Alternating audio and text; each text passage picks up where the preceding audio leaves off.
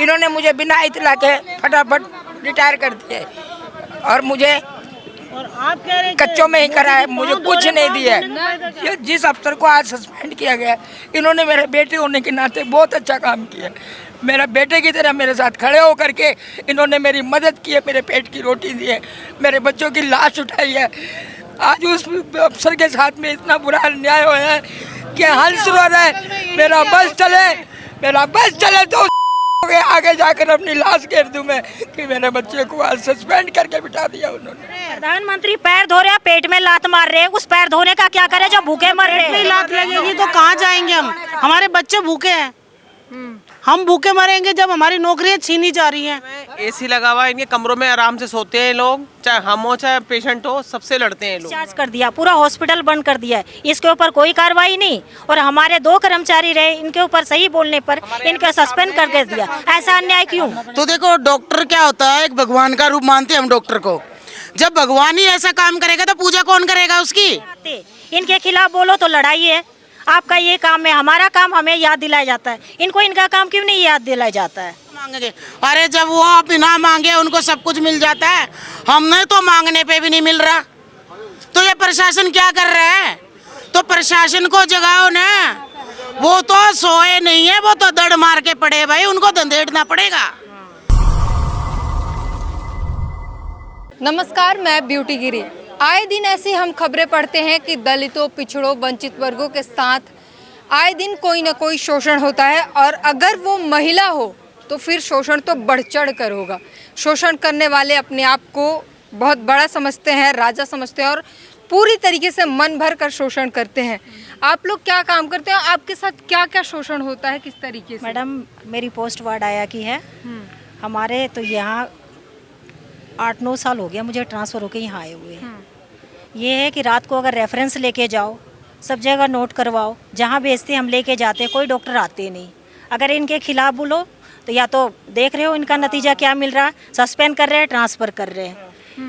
कहीं भी बोलने जाओ ना तो एमएस सुनते हैं, ना सीएमओ सुनता, ना नोडल ऑफिसर सुनता। हम किन के पास जाएं? आप ये बताएं। मिले में एसी लगा हुआ है, इनके कमरों में आराम से सोते हैं लोग, चाहे हम हो चाहे पेशेंट हो, सबसे लड़ते हैं लोग। कौन लड़ता है? डॉक्टर डॉक्टर है, नर्सें भी इनकी तरफ बोलती हैं। सब बोलते हैं बदतमीजी, पेशेंट लेके जाओ तो सारे परेशान करते हैं। यहाँ पेशेंट अगर सीरियस पेशेंट होंगे उसको भी कहते हैं यहाँ लेकर आओ। पेशेंट के साथ भी उतनी ही बर्बर। हाँ, अगर पेशेंट नहीं भी चल पाता, चाहे ट्रॉली पे लेके जाओ, कैसे भी लेगा, अगर इमरजेंसी में बुलाए तो वहाँ लेके आओ उसे पेशेंट। मैडम, एक बात और मैं बोलना चाह रही हूँ। 16 तारीख से 3 दिन डॉक्टरों ने सारे पेशेंट को ओटी का टाइम भी दिया हुआ है, सबको डिस्चार्ज कर दिया, पूरा हॉस्पिटल बंद कर दिया है, इसके ऊपर कोई कार्रवाई नहीं। और हमारे 2 कर्मचारी रहे, इनके ऊपर सही बोलने पर इनका सस्पेंड करके दिया। ऐसा अन्याय क्यों? हम कर्मचारियों के साथ ही हैं, जो उनके साथ हुआ है, आज जयप्रकाश जी के साथ हुआ है, कल को किसी और के भी साथ हो सकता है। अगर साथ बदसलूकी की गई, धक्का मारा गया, गाली गलौच हुए हैं, तो देखो डॉक्टर क्या होता है, एक भगवान का रूप मानते हैं हम डॉक्टर को। जब भगवान ही ऐसा काम करेगा तो पूजा कौन करेगा उसकी? अब भगवान ही उसको भगत को लात मारेगा तो उस भगवान को कौन पूजेगा? उस डॉक्टर के पास इलाज कराने के लिए कौन आएगा? जब हमारे कर्मचारी हैं, ये हमारे मरीजों को लेके जाते हैं, चाहे वो किसी भी महकमे का मरीज हो, मरीज की तो जात पात नहीं पता चलती कि वो कोई भी मरीज हो। इसने क्या किया था? एक मरीज के भलाई के लिए तो गया था डॉक्टर के पास, और कोई अपने भले के लिए तो नहीं गया था। इसने कहा था कि डॉक्टर साहब मरीज आया उसको देखो। अब उसने क्या कहा? अपनी पर्सनल भड़ास इनके ऊपर निकाल दी। तो ये उसका गलत है कि सही है? ये मैं ये कहना चाहती हूँ, जब आज इन भाई साहब के साथ ये हुआ तो ये किसी के साथ भी है। तो मैं इतना चाहती हूँ, मैं राष्ट्रीय झाड़ू मंच से हूँ, मेरा नाम रीना, मैं समय पर बादली में हूँ, रहती हूँ, 20 नंबर वार्ड है मेरा। मैं इतना चाहती हूँ कि हमारे जितने भी मजदूर भाई हैं, जिस भी महकमे में काम करते हैं, चाहे वो सफाई कर्मचारी हो, चाहे वो नर्सें हो, चाहे वो कोई भी हो, क्योंकि नर्स भी इसी महकमे में आती हैं। नर्स का बड़ा ओहदा नहीं होता, डॉक्टर का बड़ा होता है, वो इसीलिए उस चीज़ का नाजायज़ फ़ायदा उठाते। तो हम ये चाहते हैं कोई भी डॉक्टर, कोई भी सीईओ या कोई भी हो, वो नाजायज़ फ़ायदा ना उठाए। इस चीज़ के लिए सारे भाई मिल के आवाज़ उठाए, सभी बहनें आवाज़ उठाए, और मैं कहती सभी मिल के कोई काम ना करे। आवाज उठाने पर तो धमकी दी जा रही है उनको कार्रवाई करने की। आवाज उठाएंगे और एक साथ मिलके, एक साथ जुड़ के और एक साथ लड़ाई करेंगे। हम अपने हक के लड़ाई कर रहे हैं, किसी हक का नहीं मार रहे, हम अपना हक ले रहे हैं क्योंकि हमारा अधिकार है, उसका अधिकार है। उसने 40 साल नौकरी की है तो इसीलिए करी उसने 40 साल नौकरी कि एन वक्त पे जब उसकी रिटायरमेंट का टाइम आ जाएगा उसको धक्के मार के निकाल दो। ये किसी के भी साथ हो सकता है, ये बहन काम करती है इसके साथ भी हो सकता है। ये तो रात के 2 कोई बजे और रेफरेंस लेके जाओ, उस टाइम डॉक्टर नहीं आते, इनके खिलाफ बोलो तो लड़ाई है। आपका ये काम है, हमारा काम हमें याद दिलाया जाता है, इनको इनका काम क्यों नहीं याद दिलाया जाता है? ये ऐश कर रहे हैं, अगर आप कुछ बोल देंगे तो आपके साथ कार्रवाई की तो जाएगी। हम तो चाहते हैं कि प्रशासन अगर करना चाह रहे हैं ना, पूरा हिंदुराव के कर्मचारियों को सस्पेंड कर दो। हम तुम ही काम करो। आए दिन होता है आपके साथ। रोज होता है, हमें 10 बार बोला जाता है, हम 10 बार पेशेंट लेके जाते हैं पर डॉक्टर कोई नहीं देखता। जब डॉक्टर रोड पे आ सकते हैं तो हम क्यों नहीं आ सकते अपने अधिकार के लिए? एक डॉक्टर के पास, एक डॉक्टर की अगर एक डॉक्टर के साथ कुछ होता है तो पूरी इंडिया के डॉक्टर रोड पे आ जाते हैं। तो क्या हमारे सफाई कर्मचारी अपने हक के लिए रोड पे नहीं आ सकते? तो हम भी रोड पे आएंगे, अपना हक मांगेंगे। अरे जब वो बिना मांगे उनको सब कुछ मिल जाता है, हमने तो मांगने पे भी नहीं मिल रहा। तो ये प्रशासन क्या कर रहा है? तो प्रशासन को जगाओ ना, वो तो सोए नहीं है, वो तो दड़ मार के पड़े भाई, उनको धंधेड़ना पड़ेगा तब प्रशासन हिलेगा, नहीं प्रशासन को नहीं हिलने का। सरकार तो है लगातार आपकी बात कर रही है, महिलाओं की बात कर रही है, सफाई कर्मचारियों की बातें करते हैं मैडम, कार्रवाई कोई नहीं करते हैं। महिला के साथ भी उतना ही अत्याचार हो रहा है। वो लोग माफी नहीं मांगेंगे, जब तक इनको नौकरी पे नहीं रखेंगे, जब तक इनका हक नहीं मिलेगा, हम पीछे नहीं हटेंगे। हाँ बोलिए। हम नहीं तो माफी मांगेंगे, माफी मारे से मजदूर इससे मांगेंगे और जब हम यहाँ से हटेंगे, नहीं हम नहीं हटेंगे। वो इतने डॉक्टर आकर माफी नहीं मांग लेगा, नौकरी पर नहीं ले लेगा, हम हटने वाले नहीं है।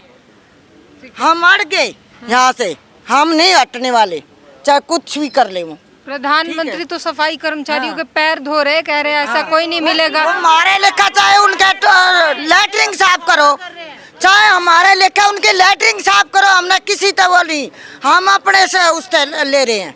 क्या कहेंगे, बेकार कैसे है? साफ चाहिए और क्या कर रहे हैं?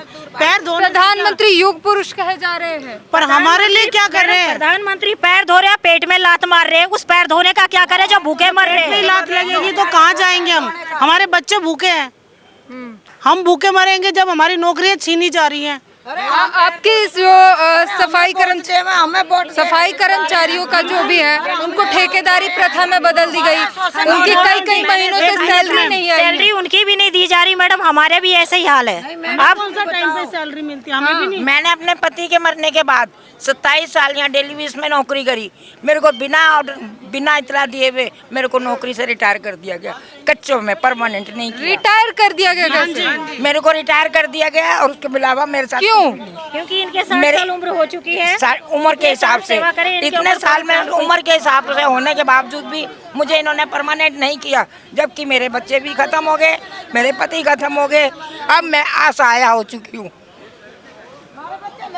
इन्होंने मुझे बिना इतला के फटाफट रिटायर कर दिया और मुझे और आप कह रहे कच्चों में ही करा है, मुझे कुछ नहीं दिया। आपने किसी से मदद मांगी, गुहार लगाई न्याय की? जी, मेरे लिए मेरे एसआई वगैरह मेरी फाइलें भेजते थे, उनके साथ देख लो ना, इनके क्या साथ हो में रहा देख लो उनके क्या हो रहा है। मेरे एसआई मेरे लिए लड़ते रहे, लेकिन उन्होंने मेरे एसआईओ की नहीं सुनी। कई बार मेरी फाइलें गई हैं, लेकिन मेरी फाइलें वापस कर दी गई हैं। बताइए किस हद तक जो किराए के मकान में रहती हूँ, आज मुझे 25 साल हो गए। कहाँ से देती हैं फिर आप? हमें किराया, ये डेली बेस की नौकरी है, इसी में अब मेरे बच्चे भी भूखे रह रहे हैं। एक ही बच्चा बचा है, वो भी दिमाग से परेशान है। मेरे पास कुछ भी सहारा नहीं है, इन्होंने मुझे रिटायर कर दिया। कोई भी नहीं है। जो बच्चे थे वो भी, इनके 2-3 बच्चे जवान गुजर गए। एक बेटा, वो भी उसका कुछ नहीं पता। अब ये बताइए ना, आदमी है तो कौन करके देगा? और रिटायर वालों ने ही चंदा इकट्ठा करके इनके बच्चों का क्रियाक्रम कराया है। प्रशासन ने जब भी मदद नहीं की है इनकी। मेरे हिंदुराव ने कराया मेरे साथ, अच्छा किया। जिस अफसर को आज सस्पेंड किया गया, इन्होंने मेरे बेटे होने के नाते बहुत अच्छा काम किया।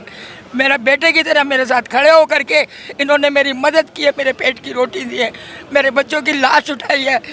आज उस अफसर के साथ में इतना बुरा अन्याय हुआ है कि हंस रो रहे, मेरा बस चले तो आगे जाकर अपनी लाश घेर दूं मैं कि मेरे बच्चे को आज सस्पेंड करके बिठा दिया उन्होंने।